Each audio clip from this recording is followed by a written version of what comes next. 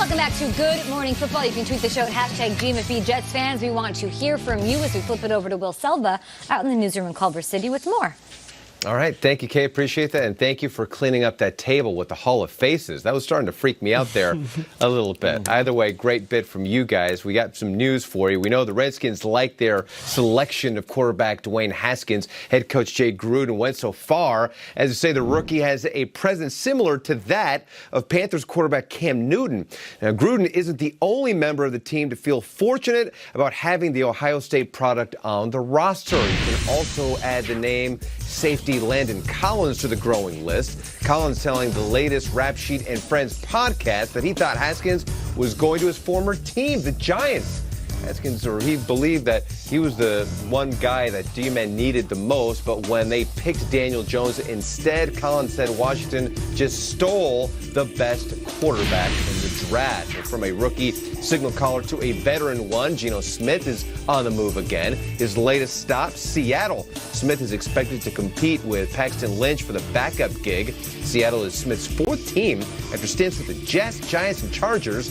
Former second-rounder started 29 games in his first two seasons with the Jets. The Browns, as we know, have a bunch of new faces at OTAs, one of them being running back Kareem Hunt.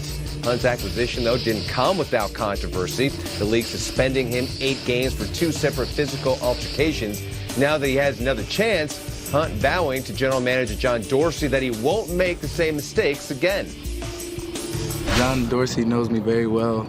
And he actually drafted me in Kansas City, and we had a real special connection, and he knows the type of person I am, and that wasn't me. I mean, I definitely made a mistake, and I apologize for it once again. And I told him I'm going to move forward and become a better person. Hunt had said that he described himself as a positive person who likes to put smiles on those who are around him. He also said that he stays home more than he used to during his free time. Kay. Thank you, Will Selva. With more with the Browns, here's Aditi Kinkhabwala. Okay, on a day designed to reintroduce Kareem Hunt to his hometown, things went about as well as the Browns could have hoped for.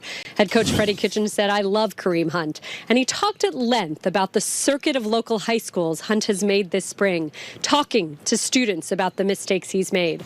Quarterback Baker Mayfield said that he called Patrick Mahomes and Travis Kelce, Hunt's old teammates with the Chiefs, and they vouched for the person he is. Mayfield repeatedly called Hunt a great kid. And as for Hunt, as you just heard, he said all the right things. He talked about disappointing his mom and his grandmother and never again wanting to do that. He talked about his second chance and said, "I'm not going to mess this up." He's going to counseling twice a week and spoke glowingly of his therapist. And he's even being baptized this Sunday, which he called a chance to be reborn. But now I did ask him, how do we know that this isn't just for show? And he said that that's going to take time. He said he's going to have to earn trust. He said his actions are going to have to show it. And all of that, he said, is day by day. Thanks a lot for that work, Aditi Kinkhabwala. We also got to hear from Baker Mayfield yesterday, who had this to say about the importance of having a good run game. I think we still need to be able to run it, in our division when we have to. Mentality-wise, it's a tough division.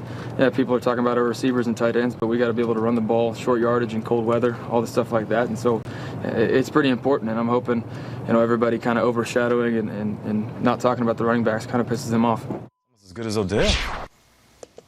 I like Baker Mayfield. I did too. A lot. Yeah. He also was asked about Odell Beckham Jr. because he was around earlier this week on Monday and Tuesday, and he told Aditi Kinkhabwala that he has not encouraged his newest wide receiver to always be present at wide receiver workouts. Quote, "You let a guy like that be him. You trust he's going to be there when we need him." A young leader with a lot on his plate this season, guys. Yeah, and Odell Beckham skipped voluntary workouts yesterday. So he was there Monday, Tuesday, he was there, and then the media is there, and it's time to talk to the media, and he wasn't there. So we got 2 out of 3 days for Odell, and I'm not going to say it's a negative thing, but they had the entire press conference with Freddie Kitchens about Odell not being there. He's like, no, Odell's good. Baker had to answer about it.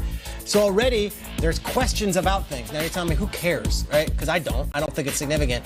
But the question is, how does Baker Mayfield handle not only the Odell thing, but the Kareem Hunt questions that are coming that don't involve football. Then the Jarvis Landry, how's it going with you guys a year or two? It's a lot for a second-year quarterback, and it's being shoved into his face with a first-year coach. Kay, it's fair to say Baker Mayfield has a lot on his hands right now. Odell was texting with you yesterday. Couldn't make it to the practice, but he got, okay. All right. But you mentioned that. Like, what does Jarvis think of that? Of Odell coming in and saying, I want to go back and be the #1 wide receiver. Now, Jarvis might have, I don't know, it's a lot to handle. Yeah.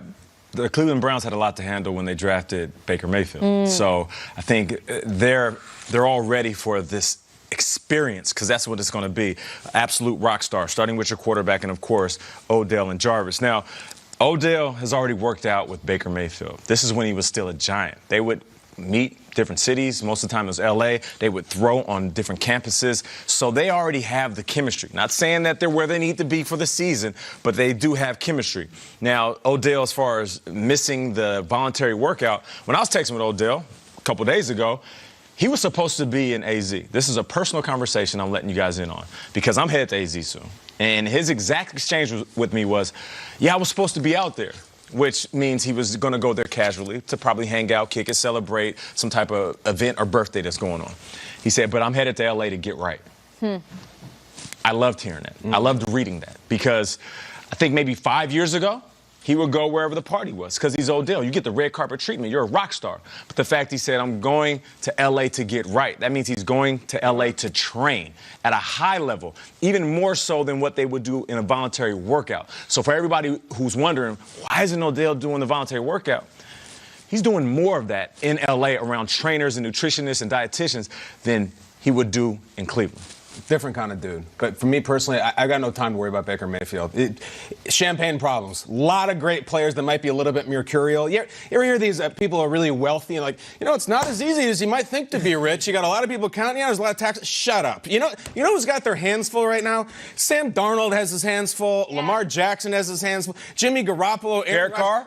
Derek Carr. There's a lot of people I'm a little bit more worried than Baker Mayfield, who's been surrounded by incredible talent in his second year. He's going to be just fine. I like your take, optimism. You have some optimism for the New York Jets fans as well. Oh, yes, I do. We'll get into it. The same old Jets. Shut up about that, too. Sam Darnold having his hands full, but what did go wrong in New York? We'll give you the latest on the last 24 hours with the New York team and one of the greatest Cinderella stories in the NFL, guys. One of my faves. Talk about it. Jake Elliott's coming on Good Morning Super Bowl champ.